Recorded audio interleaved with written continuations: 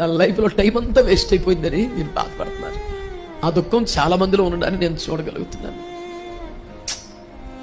ఒక కాకన్న ఉపయోగపడింది, చచ్చిన గాడిద దవడ ఎముకైనా ఉపయోగపడింది. నేను ఇంకా ఏమి దేవుని రాజ్యానికి ఉపయోగపడలేదే.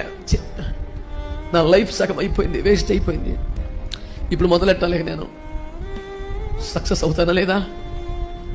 చాలా వేస్ట్ అయిపోయిందిగా లైఫ్ అనిపిస్తుంది. అందుకనే యేసయ్య దాహము తీర్చమంటే ఆకలే తీర్చినంత స్థాయి ఒక్క క్షణంలోనే వచ్చింది. పోయిన దాని గురించి అడవకు. టైం వేస్ట్ అయిపోయిందని బాధతోనే అలాగా చచ్చిపోవటం.